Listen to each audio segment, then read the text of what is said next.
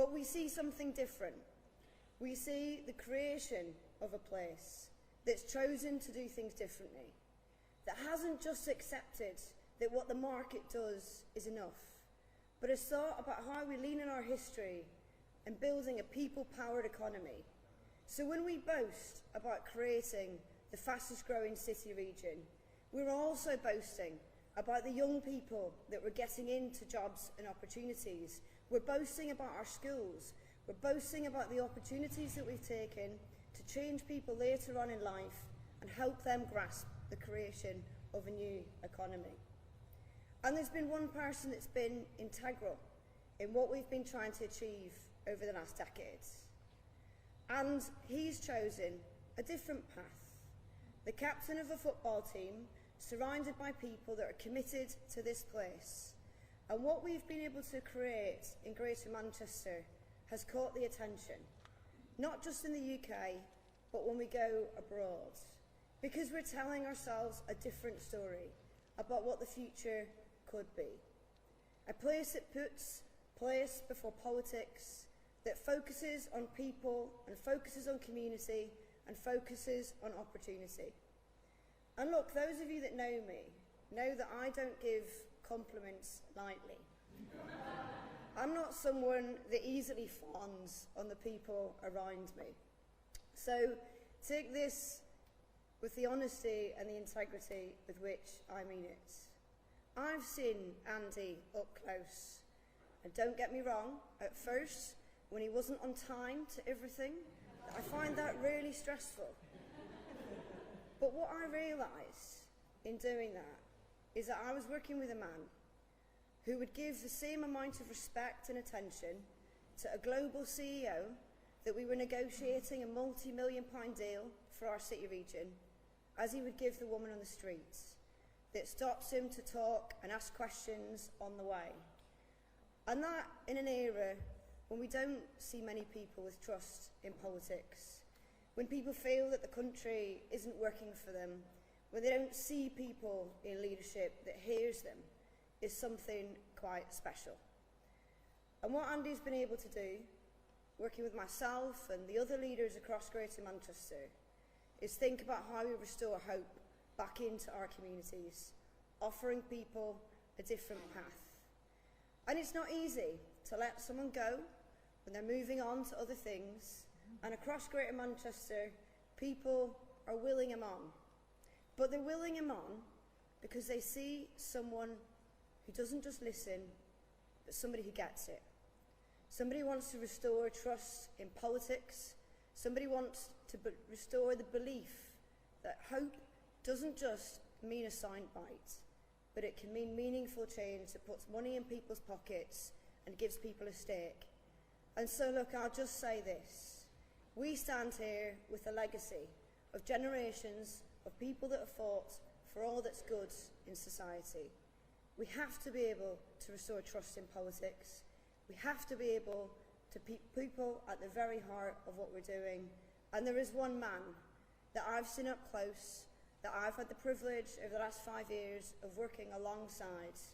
And it's that one man that I think I've got complete confidence that the path that we face in the years to come is made so much stronger by where we are today. So please, it gives me great pleasure to welcome Andy Burnham.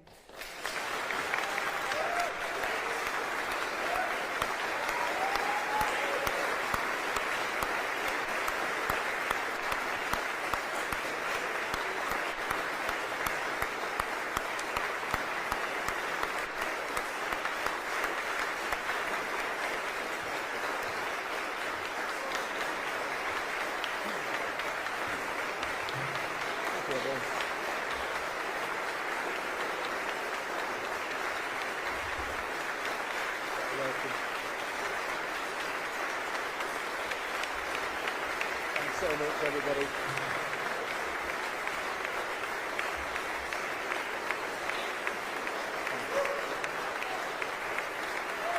Thanks very much, everyone. Wow, what a welcome. Good morning, everybody. Are you ready for this? I'm sounding like I used to sound when I used to DJ across this, this great city, and I'm probably doing that because I'm missing it so much. I'm missing all of you. I am missing all of you, missing this place, the people. You were just brilliant to me in my 9 years as mayor. I could not have asked for better backing. You were there at my back all the way through, and I will never forget what this place did for me. It's been such a wrench to leave that I've had to get special permission from what people in Westminster call my Manchester clothes. I've had to get special permission to wear them this morning. Sorry, Kemi, about that. However, I have bowed to public pressure on one front. I have bought some new running shorts.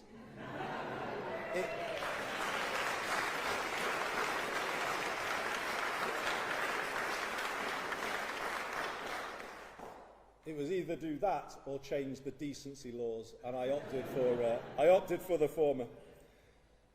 But I can't tell you how glad it makes me that we meet at this big moment in one of my favourite places on earth, the People's History Museum. It holds real significance for me, and it's not just because one of my old coats is in a glass case upstairs.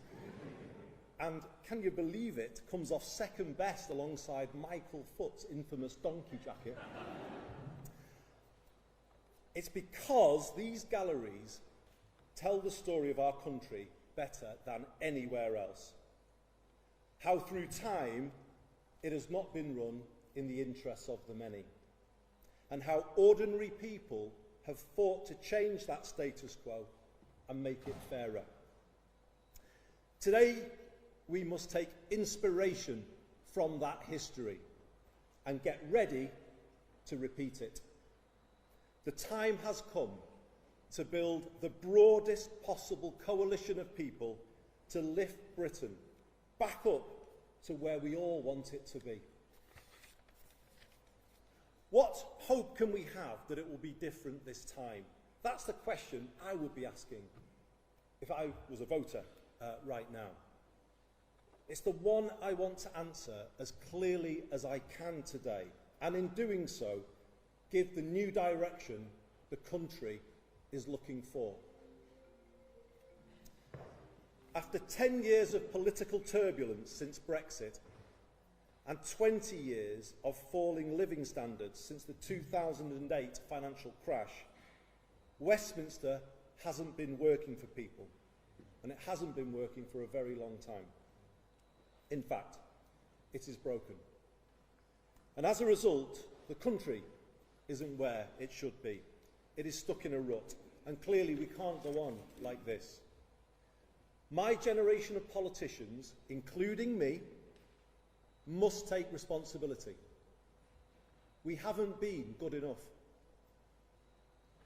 But instead of being honest about that, the parties have continued with politics as usual, finger-pointing, point scoring. Now, that might matter less in a world where people's lives are getting better, but when they are not, it is dangerous and destructive of what remains of public trust in politics. We cannot go through another decade like the one we have just had. We need a new determination to raise living standards of every single person in this land. And we must accept that, to do that, to fix the economy and the country, we need to change politics, and we need to do it now.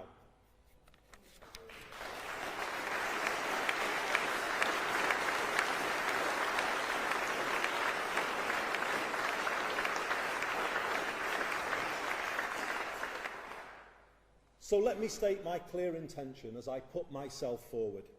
True to the motto of this city, I am going to do things differently. I am going to break with the more of the same approach that has got us here. I am going to give Britain the circuit breaker it needs. By building a more collaborative politics in Westminster, by taking power out of the centre and putting it in the hands of the people and places who can use it best. And in so doing, creating a new sense of agency, possibility and hope flowing around the country. We will make politics work for you and the place where you live. I know it can be done because we have done it here. When I started as mayor in 2017, we set about building a new approach, a new politics based on the exact opposite of the Westminster approach. Place first, not party first. Problem solving, not point scoring. Long term, not short term. A decade on, it's incredible how much we've been able to achieve by working together instead of fighting against one another. The Greater Manchester Way is based on strong partnership between all sectors, public, private, community, voluntary, academic, faith, and our trade unions. We ask everyone to face the same way and then pull in that same direction together. Let me give you an example. When we realised the last Conservative government had done something significant by introducing 45-day work placements for young people linked to T-levels, we set ourselves the mission of finding one for every young person who wanted one. Over the course of last year, we rang round our businesses in the city region and with the help of hundreds of companies delivered our goal of 1,000 extra work placements. That's 1,000 extra young lives changed every year, and it shows what a place can do when it works as one. For Britain to get back where it should be, those same principles need to be applied now to how we run the country, pull in the same direction, move forward together. But let's not kid ourselves, this is not as easy as it sounds. Westminster and Whitehall are set up for conflict, and they require radical change if the country is to get back on track. I left Westminster a decade ago with the Mayor of the Liverpool City region, Steve Rotherham, because we could see it simply wasn't working for the northwest of England and the people here, and indeed other parts of Britain, the same thing. The Parliament I returned to on Monday is full of good people, many of them here in the audience today, members of Parliament who've joined us. And they are working hard every day, trying to do the right thing for the places that they represent. But it's hard, it's too hard for them to make change. Why? Because power is by an insufficiently accountable, outsourced state. We are one of the most over-centralised countries in the world. And worse, that over-centralised heart of the country is not pulling in the same way, but in different directions. That is the reality of Westminster now, both within our parties and between them, and between the departments of Whitehall. I'll be honest, I was worried about what I found on my return last week. It is a more fragmented, disjointed place than the one I left. And frankly, unhappier. I will work hard to change that culture, leading from the front and showing how things can be different. Letting MPs be authentic representatives and not using the whip system to create fear or close down debate. Involving more people in the work of the government and drawing on the breadth and depth of talent and expertise our party has to offer. While the political direction I set is not up for negotiation, I will build an inclusive team at the very highest level so that all parts of the party and the country can see themselves reflected and represented in it. And may I say, I will not announce those decisions on appointments, certainly not today, and indeed not until the end of this process. So until then, feel free to discount the wild speculation in circulation. Message for the back of the room there. Good morning, Mr. Mason.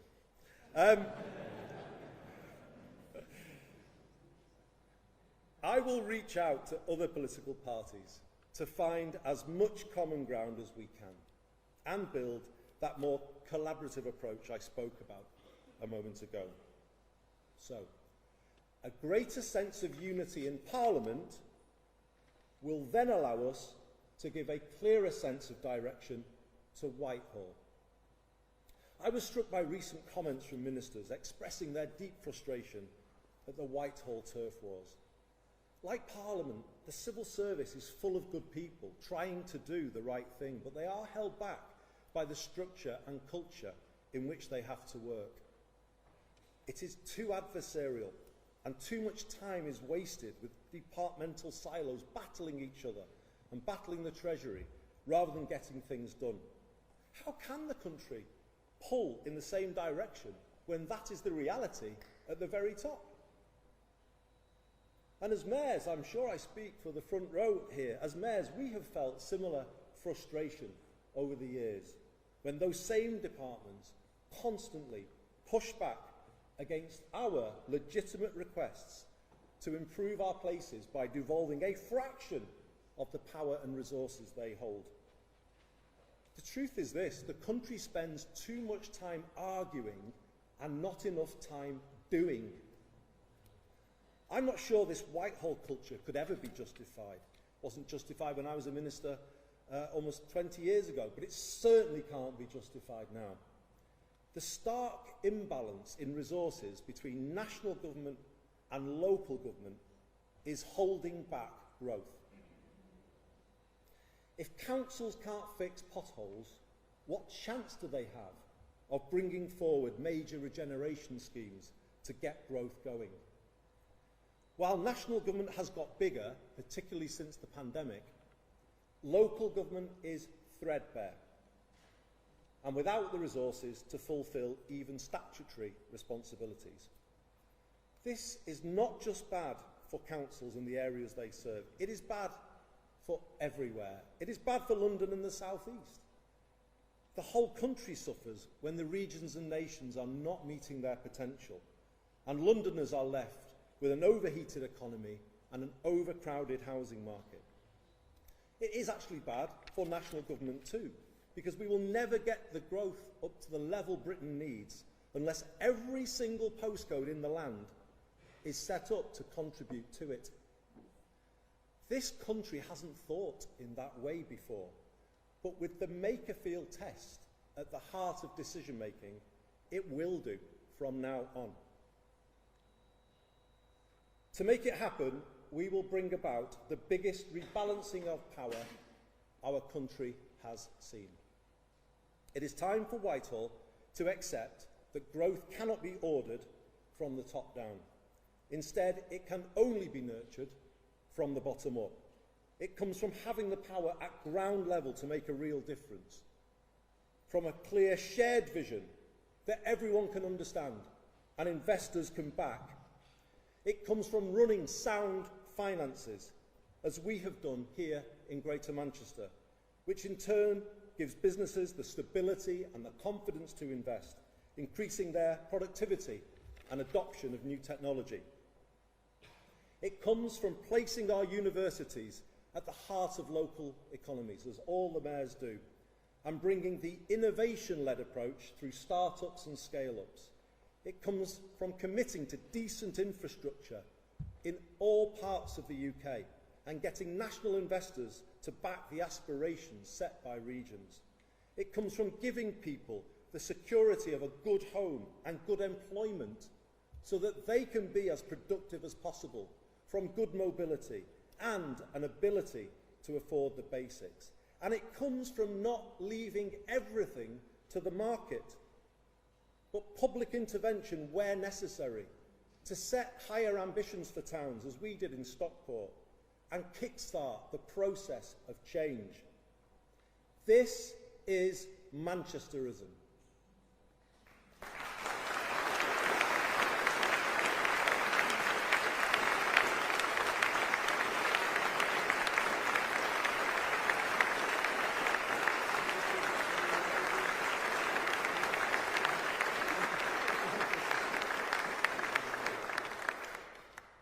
I I even saw the Mayor of Liverpool clapping at that.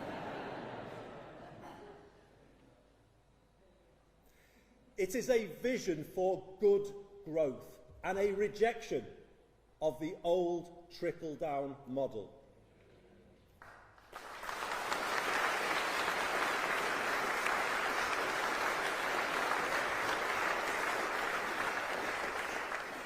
And like the ideas this museum celebrates, which grew here and changed the country, so all parts of the UK should now be given the chance to develop their own version of the same, focusing on the things that matter most to them. Good growth in every British postcode. What a sea change that would be in the way UK government thinks about our own country. Places no longer forgotten or written off, as they have been in the past, but supported to make the best of their assets, seeing the positives in all places. And there are positives in all places, in all postcodes across this United Kingdom. Let's always remember that.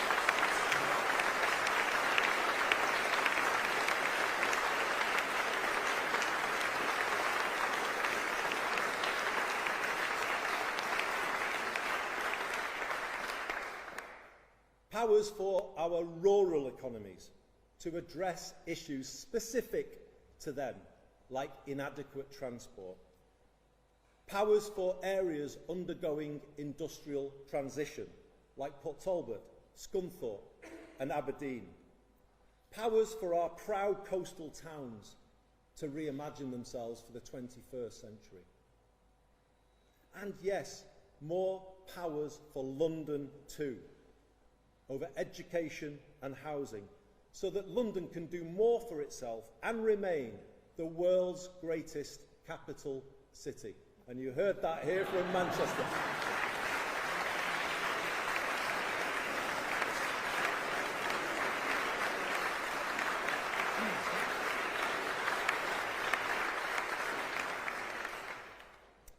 All of it backed by the stability that comes from sound public finances, as I said before, and the discipline of our current fiscal rules. I hope people can begin to feel, hopefully you can, some of the excitement that comes with the change that I'm setting out today. It promises a new era of possibility for Britain, possibility in places that haven't felt it for a very long time. And I know, because I heard that from people on doorsteps in the by-election. But let's give them that feeling, that ability to hope, to aspire to better. The change will be the biggest change in our lifetimes to the way the country is run, and it is consistent with the 2024 manifesto. We will create a more streamlined state with a clearer purpose, to power up all parts of the country and put a laser-like focus on growth and regeneration, good growth. The change will be driven through the Prime Minister's office in an extended operation based here in Manchester.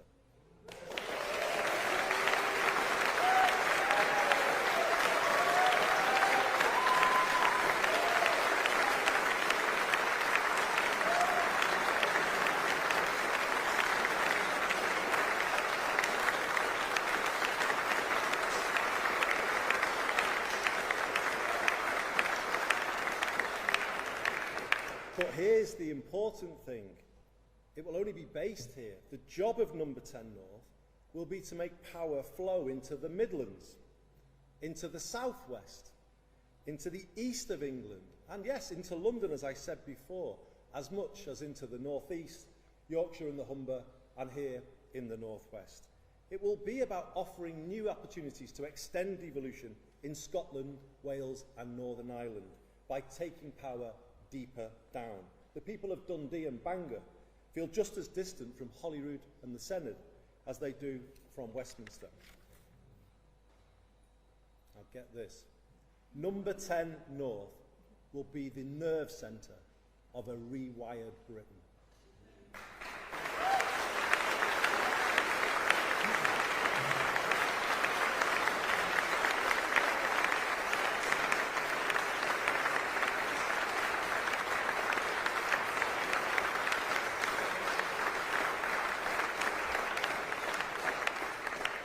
it will be the conduit through which we redistribute power and resources across the UK. It will coordinate all parts of government at national and local level to agree a long-term economic strategy and help all places set new growth ambitions.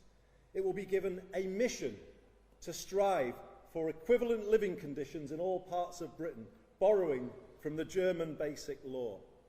It will make place-based collaboration the new operating principle for UK PLC, requiring all government departments and agencies to support strategic and local authorities with staffing and resources. And let me say this very directly.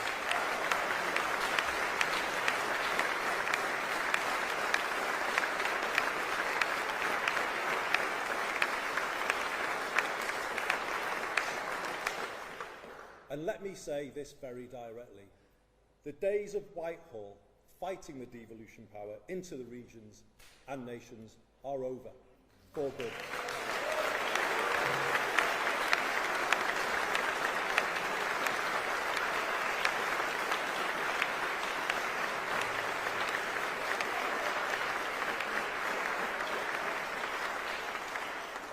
I have had 10 years of fighting the Whitehall machine, blocking this place's progress, the progress of people here, and I am simply not prepared to accept the same for any area coming after Greater Manchester. The whole of Whitehall will now be required to get behind our places and work together with them to make quicker, more joined-up decisions. Ours will be a 10-year mission to raise living standards across the land. To do this, Number 10 North will support the regions on 3 clear tasks: reform of essential utilities, reindustrialisation, and the regeneration of places. On utilities,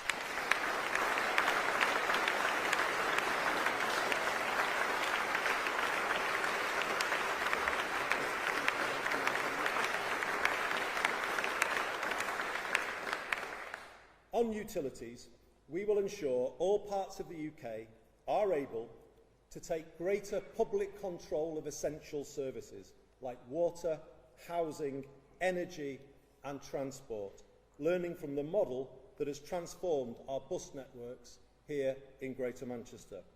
We will set out 10-year plans to bring down the cost of these essentials to individuals, families and businesses.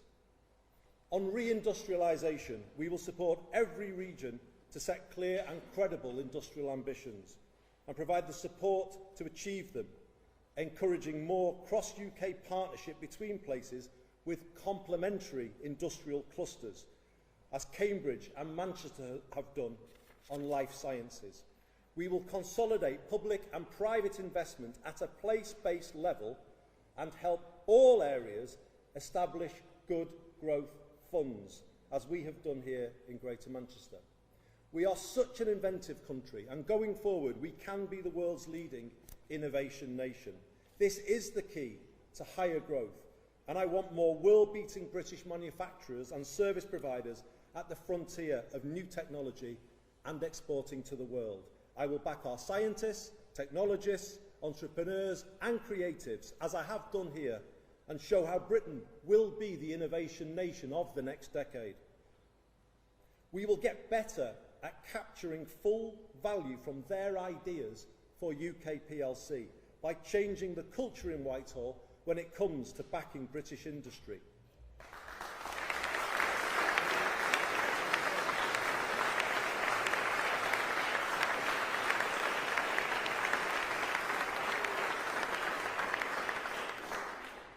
For too long, UK public procurement policy has been based on chasing cut-price deals around the world, rather than helping our own British-based suppliers become more stable and competitive. No more. From here on, every pound raised from taxpayers will work harder for them, and that approach will apply fully to the Defence Investment Plan. We will make sure that all eligible public contracts are subject to proper social value weighting.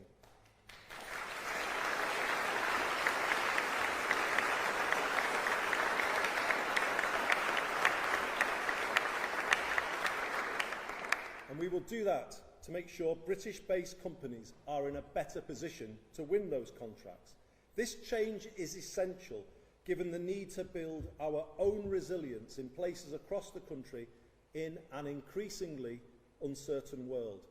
We need to safeguard sovereign manufacturing and production capability across the country in critical sectors like steel, defence, energy, food and farming, rather than just being prepared to let it go, as we have sadly done in the past. In return,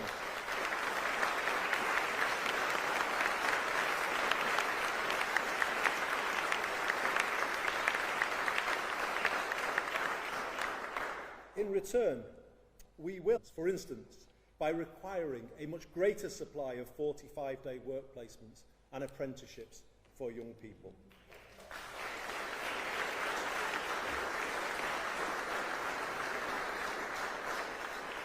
I take very seriously the findings of the recent report by Alan Milburn.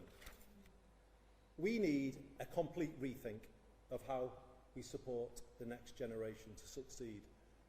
And it has to start with the education system. The days of a school system configured entirely around the university route will be brought to an end. University is great for those who want it, but when are we going to focus on the life chances of those kids who want something different? When? The country hasn't done that for a long, long time. People have argued over many years for an education system based on parity between academic and technical, and that is what we will build, giving every young person growing up here a clear path into a reindustrialised Britain.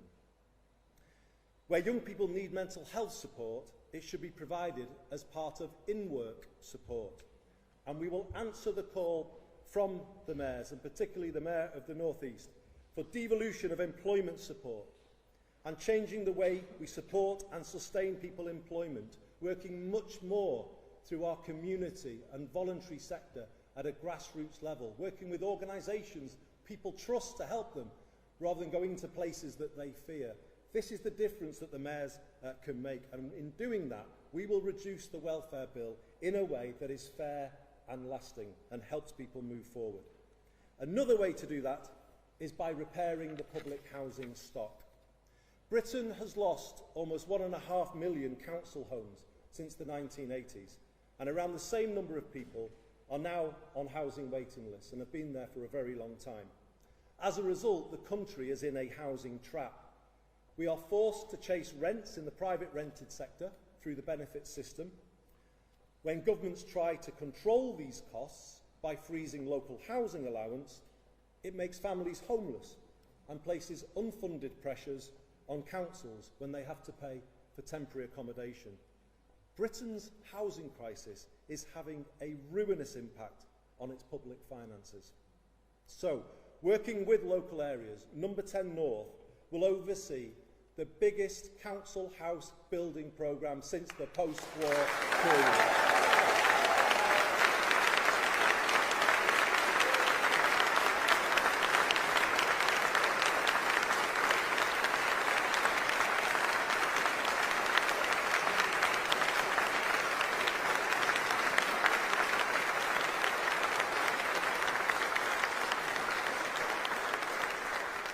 We will use public land, vacant public land, to reduce costs. Let me just take you back to when I grew up here in the 1970s. And Steve Rotherham and I have written about this in a certain book. But when we were growing up here, amongst the friends we had at school, there were two things that were the foundations of working class aspiration. A council home, a secure home that was the foundation for everything. And then good technical education. And those things have been taken away in the decades since. So no wonder so many young people struggle to make it work and then don't make it work. Don't blame them. Blame ourselves. We haven't been giving people this stability, this ability to get on in life. And it's time we did and brought back working class aspiration, the chance of somebody growing up here to be everything that they can be. And that's what we will do. and also make this a city where no one has to leave to get on in life, or any of the other cities represented here today. That's what this new era is going to be all about, a sense of hope, of possibility, that things are achievable that you might not have thought were before. And having this focus on council homes again and building them in all parts of the country, it will represent a decisive shift to a more preventative, productive state, adopting a national housing first philosophy as has been pioneered so successfully in Finland. If you don't give people a good home, what chance have they got of having a good life? What chance of making the health service sustainable if people are not living in good accommodation or getting a good education for kids? Everything starts with a good home, and this country finally has to put that at the top of its priority list.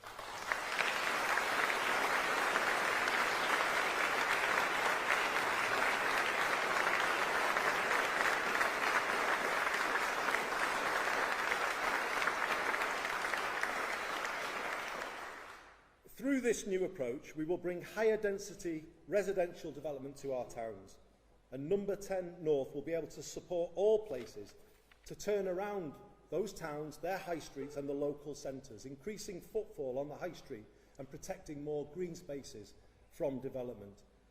To reinforce that, we will reform business rates to support pubs and high street businesses, businesses that bring social benefits to communities. And let me finish by saying this. Rather than being a marker of decline, shouldn't we make our high streets the new symbol of Britain's renaissance?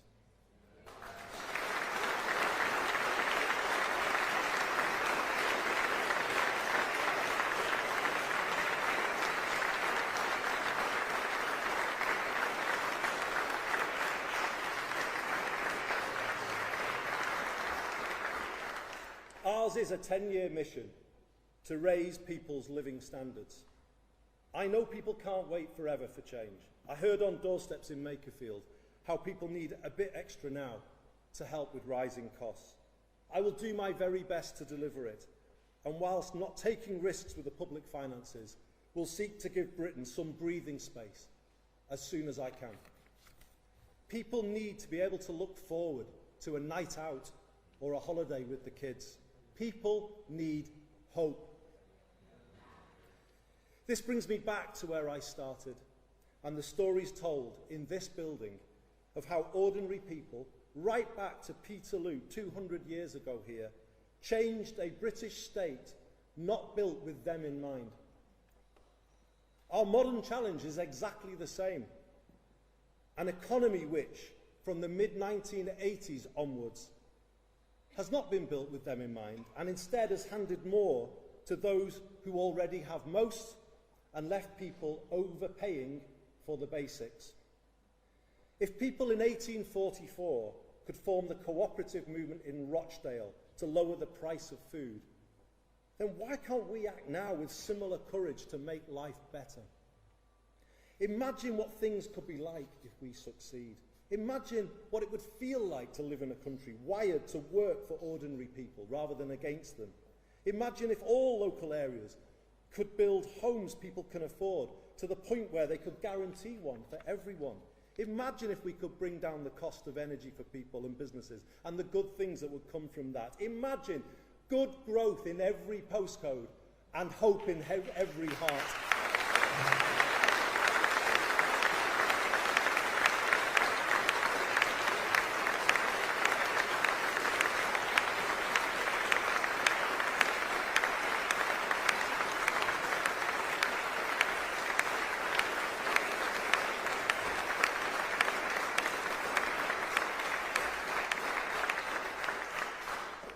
Say it again.